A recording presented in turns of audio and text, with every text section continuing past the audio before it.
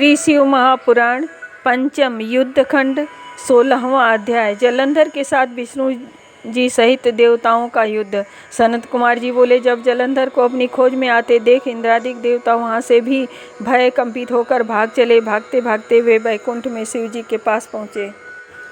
देवताओं ने अपनी रक्षा के लिए उनकी बड़ी स्तुति की। देवताओं की उस दीन वाणी को सुनकर करुणा सागर ने मेघ के समान गंभीर वाणी में उनसे कहा, हे देवताओं, तुम भय को त्याग दो, मैं युद्ध में शीघ्र ही जलंधर को देखूंगा। ऐसा कहते ही भगवान गरुड़ पर जा बैठे। तब देवताओं सहित उन्हें युद्ध के क्षेत्र की ओर प्रयाण करते देख समुद्र तनया लक्ष्मी के नेत्रों में जल भराया और उन्होंने कहा, हे नाथ, यदि मैं सर्वदा आपकी प्रिया और भक्ता हूँ तो मेरा भाई आप द्वारा युद्ध में कैसे मारा जाना चाहिए। इस पर विष्णु जी ने कहा, अच्छा, यदि तुम्हारी ऐसी ही प्रीति है तो मैं उसे अपने हाथों से नहीं मारूंगा, परंतु युद्ध में जाऊंगा ही, क्योंकि देवताओं ने मेरी बड़ी स्तुति की। ऐसा कह शंख चक्र गदा पद्मधारी भगवान विष्णु गरुड़ पर चढ़े हुए शीघ्र ही युद्ध के उस स्थान पर जा पहुँचे वहाँ जहाँ जलंधर विद्यमान था। विष्णु जी के तेज से दर्पित देवता सिंहनाद करने लगे। फिर तो अरुण के अनुज गरुड़ के पंखों की प्रबल वायु से पीड़ित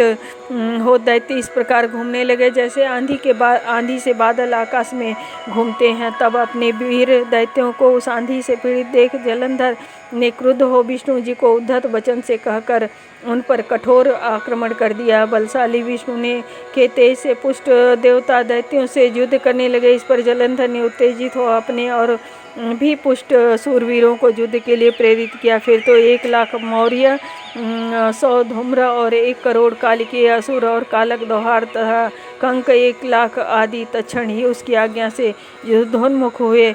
शुंभ और निशुंभ इन दोनों महाबलियों ने उनका सेनापतित्व किया। चतुरंगिणी सेना समन्वित सब कुशल दैत्य युद्ध करने लगे। दोनों ओर से गदाओं, बाणों, शूलों और पट्टिसों आदि का भीषण प्रहार हुआ। मुनियों और सिद्धों को भय देने वाला देवता और दानवों में अत्यंत दारुण संग्राम उपस्थित हो गया। इति श्री शिव महापुराण पंचम युद्धखंड का 16वां अध्याय समाप्त। 17वां अध्याय विष्णु जलंधर युद्ध। सनत कुमार जी बोले, अब दैत्यों के तीक्ष्ण प्रहारों से बिंध कर देवता इधर उधर भागने लगे। प्रबल दैत्यों के आगे उनका कुछ वश न चलता था। तब इंद्रादिकों को इस प्रकार भयभीत हुआ देख गरुड़ पर चढ़े भगवान युद्ध में आगे बढ़े। उन्होंने अपना सार्क नामक धनुष उठाकर बड़े जोर से टंकार किया। तिलोकी शब्द हो गई। पल मात्र में भगवान ने हजारों दैत्यों का सिर काट गिराया। गरुड़ के पंखों से अलग ही दैत्य बादलों के समान मंडरा रहे थे। यह देख जलंधर के क्रोध की सीमा न रही। वो अपने होठ फड़फड़ा भगवान से युद्ध करने लगा। उसके महानाद से कान फटे जा रहे थे। जलंधर के उस महाभयंकर शब्द से सारा जगत कांपने लगा। फिर तो विष्णु और जलंधर का महासंग्राम हुआ। बाणों से आकाश भर गया। लोग आश्चर्य करने लगे। विष्णु जी ने अपने बाणों के वेग से उस दैत्य की ध्वजा और छत्र धनुष बाण काट डाले तथा एक बाण से उसकी छाती में प्रहार किया। इससे भयभीत हो उसने अपनी प्रचंड गदा उठाकर गरुड़ के मस्तक पर दे मारी। गरुड़ पृथ्वी पर गिर पड़ा। साथ ही क्रोध से उस दैत्य ने अपने होठ फड़फड़ाते हुए विष्णु जी की छाती में भी एक तीक्ष्ण बाण मारा। इसके उत्तर में विष्णु जी ने उसकी गदा काट दी और सार्क धनुष पर बाण चढ़ाकर उसको भिन्न आरंभ किया। जलंधर भी इन पर अपने पहने बाण बरसाने लगा। दोनों एक दूसरे पर बाण को तिल तिल कर काटने लगे। एक दूसरे की छाती पर तीक्ष्ण प्रहार करते और घोर सिंहनाद करते। दोनों ही एक दूसरे को मार डालने की चेष्टा में क्रोध से कंपित हो जाते। उसी समय जलंधर ने विष्णु जी को कई पहने बाण मार विष्णु धनुष को काट दिया। धनुष के कट जाने से भगवान ने गदा ग्रहण कर लिया और शीघ्र ही जलंधर को तान कर मारा, परंतु उस अग्निवत अमोघ गदा की मार से भी वह दैत्य कुछ चलायमान न हुआ। मदोन्मत्त हाथी के समान उसे फूल की माला के समान जाना। साथ ही उस युद्ध दुर्मद ने अत्यंत ही क्रुद्ध होकर एक अग्निमुख त्रिशूल उठाकर विष्णु पर छोड़ दिया। विष्णु जी ने शिव के चरणों का स्मरण कर नंदक नामक खड्ग से उस त्रिशूल का छेदन कर दिया। जलंधर ने झट विष्णु जी की छाती पर एक जोर का मुष्टिक प्रहार किया।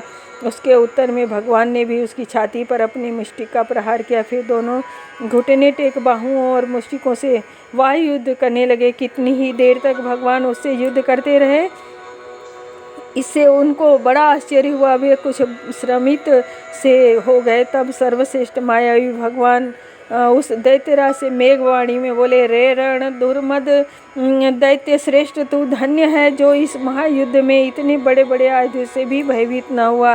तेरे इस युद्ध से मैं बड़ा प्रसन्न हूँ। मैंने चराचर त्रिलोकी में तेरे समान योद्धा नहीं देखा। तू जो चाहे वर मांग, मैं अदेय वस्तु भी आज तुझे दे दूंगा। मायावी विष्णु की इस वाणी सुनकर जलंधर ने कहा, हे भावुक, यदि आप मुझ पर प्रसन्न हैं तो यह वर दीजिए कि आप मेरी बहन के साथ तथा अपने सारे कुटुंबियों सहित मेरे घर पर निवास करें। सनत कुमार जी कहते हैं, उसके ऐसे वचन सुनकर विष्णु जी को खेद तो हुआ, किंतु उसी क्षण उन देवेश ने तथास्तु कह दिया। अब विष्णु जी सब देवताओं के साथ जलंधर के घर में जाकर निवास करने लगे। जलंधर अपनी बहन लक्ष्मी देवताओं सहित विष्णु को वहां पाकर बड़ा प्रसन्न हुआ। फिर तो देवताओं के पास जो रत्न आदि थे सबको ले उनके स्थानों पर दैत्यों को स्थापित कर जलंधर पृथ्वी पर आया। निशुंभ को पाताल में स्थापित कर दिया और देवदानव यक्ष गंधर्व सिद्ध सर्प राक्षस मनुष्य आदि सबको अपना वशवर्ती बना त्रिभुवन पर शासन करने लगा। उसने धर्मानुसार सुपुत्रों के समान प्रजा का पालन किया। उसके धर्मराज में कोई व्याधित नहीं था, किसी को दुख न था और कोई कृष्ण न कोई दीन दिखाई पड़ता था। इति श्री शिव महापुराण पंचम युद्ध खंड का 17वां अध्याय समाप्त। 18वां अध्याय नारद जलंधर संवाद। सनत कुमार जी बोले, हे मुनीश्वर, तब उसको इस प्रकार धर्मपूर्वक राज करते हुए तथा भातृभाव को देख देवता क्षुब्ध हो गए। उनसे कुछ करते न बना। उन्होंने देवाधिदेव शिव का मन में स्मरण करना आरंभ किया। कितने ही प्रकार से उनकी स्तुति की। तब भक्तों की कामना पूर्ण करने वाले शिव जी ने नारद जी को बुलाकर देव कार्य की इच्छा से उनको वहाँ भेजा। शुंभ भक्त नारद शिव की आज्ञा से देवपुरी में गया। इंद्रादिक सभी देवता व्याकुल हो शीघ्रता से उठ नारद की स्तुति करने लगे और उत्कंठा भरी दृष्टि से सबने नारद की ओर देखा। अपने समस्त दुखों को कहकर उसे नाश करने की प्रार्थना की। नारद जी ने कहा, मैं सब जानता हूँ, इसके लिए मैं दैत्यराज जलंधर के पास जाने की इच्छा करता हूँ। ऐसा कहते हुए नारद जी देवताओं को आश्वासित कर जलंधर की सभा में आए। जलंधर ने नारद जी के चरणों की पूजा कर हंसते हुए कहा, हे ब्राह्मण, कहिए आप कहाँ से आ रहे हैं और कहाँ कहाँ पर आपने क्या क्या देखा है, यहाँ कैसे आए हैं? मेरे योग्य जो सेवा हो उसकी आज्ञा दीजिए। जलंधर के इस प्रकार के वचन सुनकर नारद जी प्रसन्न होकर बोले, हे दानवराज महाबुद्धिमान जलंधर, तुम धन्य हो, क्योंकि इस समय सब लोगों के रत्नों के भोक्ता एक तुम ही हो। हे दैत्य श्रेष्ठ, अब आप मेरे आगमन का कारण सुनिए, जिस लिए मैं यहाँ आया हूँ। हे देवराज, मैं स्वेच्छा कैलाश पर्वत पर गया था, जहाँ 10,000 योजनों में कल्प वृक्ष का वन है। वहाँ मैंने सैकड़ों कामधेनु को विचरते हुए देखा तथा यह भी देखा कि वह चिंतामणि से प्रकाशित परम दिव्य अद्भुत और सब कुछ सर्व स्वर्णमय है। मैंने वहाँ पार्वती के साथ इसी शिव जी को भी देखा, जो सर्वांग सुंदर गौर वर्ण त्रिनेत्र और मस्तक पर चंद्रमा धारण किए हुए हैं। यह देखकर मुझे बड़ा आश्चर्य हुआ कि इनके समान समृद्धशाली त्रिलोकी में और कोई है ही नहीं। हे दैत्यराज, उसी समय मुझे तुम्हारी भी समृद्धि का स्मरण हो आया और उसे देखने की इच्छा से ही मैं तुम्हारे पास चला आया हूँ। यह सुनकर जलंधर को बड़ा हर्ष हुआ। उसने नारद जी को अपनी सब समृद्धि दिखला दी। उसे देख देवताओं का कार्य साधन करने की इच्छुक शिव प्रेरित नारद ने जलंधर की बड़ी प्रशंसा की और कहा कि निश्चय ही तुम त्रिलोकपति होने के योग्य थे। तुम्हारे लिए ऐसा होना भी कोई विचित्र बात नहीं है। मैं देखता हूँ तो अब तुम्हारे पास तो सब कुछ है और किसी बात की कमी भी नहीं है। तुम्हारे पास ऐरावत है, उच्च सर्वा घोड़ा है, तुम्हारे पास कल्प वृक्ष और कुबेर की निधि तुम्हारे घर में है। मणियों और रत्नों के भी ढेर लगे हैं तुम्हारे यहाँ। ब्रह्मा जी का हंस विमान तुम ले आए हो। द्युलोक, पाताल और पृथ्वी पर जितने भी रत्न आदि हैं सब तुम्हारे ही तो हैं। मैं तुम्हारे इस प्रकार के सब रत्न आदि ऐश्वर्यों को देखकर बड़ा प्रसन्न हूँ। परंतु तुम्हारे पास कोई स्त्री रत्न नहीं है, उसके बिना तुम्हारा यह सब फीका है। तुम किसी स्त्री रत्न को ग्रहण करो। सनत कुमार जी कहते हैं, नारद जी के इस प्रकार के वचन सुनकर दैत्यराज काम से व्याकुल हो गया। उसने नारद जी को प्रणाम कर पूछा कि ऐसी स्त्री कहाँ मिलेगी जो सब रत्नों में श्रेष्ठ हो। यदि ऐसा जाया रत्न कहीं मिले तो आपकी आज्ञा से मैं उसे अवश्य लाऊंगा। नारद जी ने कहा, ऐसा रत्न तो कैलाश में योगी शंकर के ही पास है। उनकी सर्वांग सुंदरी पत्नी देवी पार्वती बहुत ही मनोहर है। उनके समान सुंदरी मैं किसी को नहीं देखता। मेरे विचार से ऐसा जाया रत्न तो शिव जी के पास ही है। उनसे बढ़कर समृद्धवान कोई नहीं है। उनके उस रत्न की उपमा तीनों लोकों में कहीं नहीं है। तभी तो परम विरक्त आत्माराम शिव जी भी उसके बस में हो गए हैं। देवर्षि उस दैत्य से ऐसा कहकर देव कार्य करने की इच्छा से आकाश मार्ग से चले गए। इति श्री शिव महापुराण पंचम युद्ध खंड का 18वां अध्याय समाप्त। 19वां अध्याय दूत संवाद। व्यास जी बोले, हे सर्वज्ञ सनत कुमार जी, अब नारद जी द्युलोक को चले गए। तब दैत्यराज ने क्या किया वह सब विस्तार पूर्वक मुझे सुनाइए। सनत कुमार जी बोले, उनके चले जाने पर जलंधर कामजोर से पीड़ित होने लगा। उसकी बुद्धि नष्ट हो गई। उसने अपनी सही के नामक दूत को बुलाकर कैलाश पर जाने की आज्ञा दी और कहा कि वहाँ एक जटाधारी शंभु नामक योगी रहता है। उससे मेरा पराक्रम सब ऐश्वर्य कहकर उसकी सर्वांग सुंदरी भार्या को मेरे लिए मांग लाओ। तब ऐसे वचनों को सुनकर वह दूत शिव के स्थान पर पहुंचा, परंतु नंदी ने उसे भीतर सभा में जाने से रोक दिया। परंतु वह अपनी उग्रता से शिव की सभा में चला गया और शिव के आगे बैठकर उनकी आज्ञा ले वह सब संदेश कह सुनाया जो दैत्यराज ने कहा। फिर तो उस राहु नामक दूत के ऐसा कहते ही भगवान शूलपाणी ने आगे पृथ्वी से फोड़कर एक भयंकर शब्द वाला पुरुष प्रकट हो गया, जिसका सिंह के समान मुख था और जो मानो दूसरा नृसिंह ही था। वह दौड़कर राहु को खाने लगा। राहु बड़े जोर से भागा, परंतु उस पुरुष ने उसे पकड़ लिया। उसने शिव जी की शरण ले अपनी रक्षा मांगी। शिव जी ने उस पुरुष से उस राहु को छोड़ देने को कहा, परंतु उसने कहा, मुझे बड़ी जोर से भूख लगी है, मैं क्या खाऊं। महेश्वर ने कहा, यदि तुझे भूख विशेष बाधा देती है तो शीघ्र ही अपने ही हाथों और पैरों का मांस भक्षण कर ले। शिव जी की आज्ञा से वह पुरुष शीघ्र ही अपने हाथ पैरों का मांस भक्षण कर गया। अब केवल उसका सिर मात्र शेष रह गया था। तब उसका ऐसा कृत्य देख शिव जी ने प्रसन्न हो उसे अपनी आज्ञा पालक जानकर अपना परम शिष्यगण बना लिया और कहा कि मेरी पूजा के समान अब तेरी भी सदैव पूजा होगी, और जो तेरे पूजा न करेंगे मेरे प्रिय न होंगे। शिव जी से ऐसा वर पाकर उस पुरुष को बड़ी प्रसन्नता हुई। उस दिन वह शिव जी के द्वार पर स्वकीर्तिमुख नामक गण होकर स्थित रहने लगा। इति श्री शिव महापुराण पंचम युद्ध खंड का 19वां अध्याय समाप्त। 20वां अध्याय शिव के गणों का असुरों से युद्ध करना। व्यास जी बोले, हे सर्वज्ञ सनत कुमार जी, यह तो आपने परम पावन महाप्रभु शिव जी की बड़ी अद्भुत कथा सुनाई। कृपा कर अब यह कहिए कि उस समय राहु उस पुरुष से छूटकर कहाँ गया।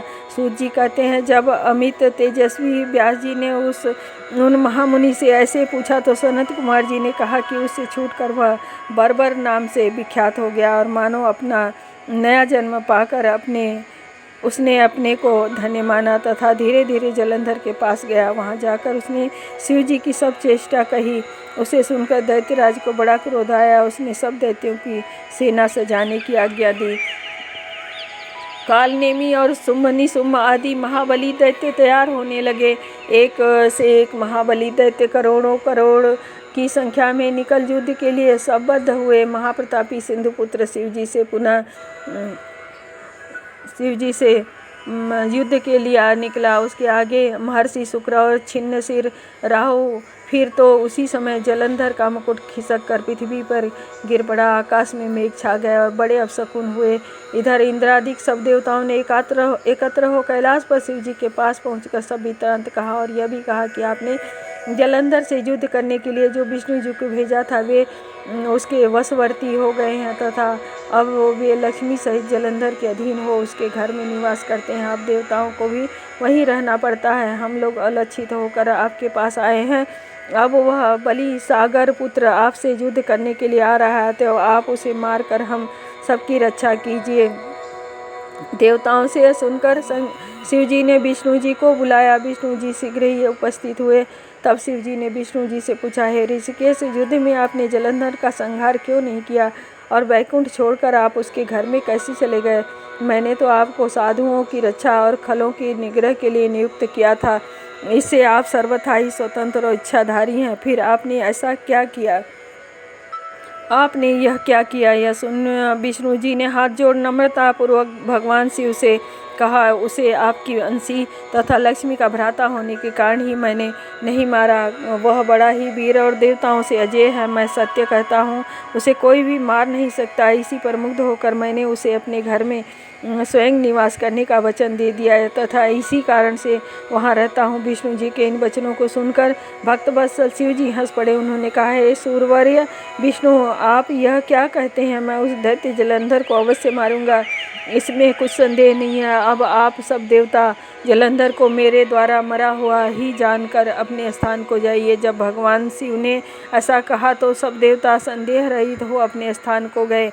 इसी समय पराक्रमी जलंधर अपनी विशाल सेना के साथ पर्वत के समीप आ कैलाश को घेर सिंहनाद करने लगा। दैत्यों के नाद और कोलाहल से शिव जी क्रुद्ध हो गए। उन्होंने अपने नंदी गणों को उससे युद्ध करने के लिए आज्ञा दे दी। कैलाश के समीप भीषण युद्ध होने लगा। दैत्य अनेकों प्रकार के अस्त्र बरसाने लगे। भेरी, मृदंग, शंख, वीरों तथा हाथी घोड़ों और रथों के शब्दों से शब्दित हो पृथ्वी कांपने लगी। युद्ध में कटकर मरे हुए हाथी घोड़े और पैदलों का पहाड़ लग गया। रक्त, मांस और कीचड़ उत्पन्न हो गए, जिससे युद्ध भूमि और भी अगम्य हो गई। दैत्यों के आचार्य शुक्र जी अपनी मृत संजीवनी विद्या से सब दैत्यों को जिलाने लगे। यह देख शिव जी के गण व्याकुल हो गए और जाकर शुक्राचार्य की यह सब बात कह सुनाई। उसे सुन भगवान रुद्र के क्रोध की सीमा न रही। वे अपने भयंकर रूप से दिशाओं को प्रज्वलित करने लगे। फिर तो उसी समय उनके मुख से एक बड़ी भयंकर कृत्या उत्पन्न हुई, जिसकी दोनों भुजाएं ताल वृक्ष के समान थी। वह युद्ध के लिए युद्ध भूमि में जा सब असुरों का चरवण करने लगी। तब युद्ध भूमि में इस प्रकार विचरते हुए वह भृगु जी के भी समीप पहुंची और उन्हें शीघ्र ही अपनी योनि में गुप्त कर लिया। फिर स्वयं भी अंतर ध्यान हो गई। शुक्र के गुप्त हो जाने से दैत्यों का मन मलिन पड़ गया और वे युद्ध भूमि छोड़कर भागे। इस पर उनके शुंभ, निशुंभ और कालनेमी आदि सेनापतियों ने अपने भागते हुए वीरों को रोककर शिवगणों पर बड़ा कठिन प्रहार करना आरंभ किया। और ऐसा ही शिव जी के नंदी आदि वीर गणों ने भी उसके, जिसमें गणेश और स्वामी कार्तिकेय भी थे, अपने गणों को रोक रोक कर दैत्यों से भीषण युद्ध करना आरंभ किया। इति श्री शिव महापुराण पंचम युद्ध खंड का 20वां अध्याय समाप्त। ओम नमः शिवाय।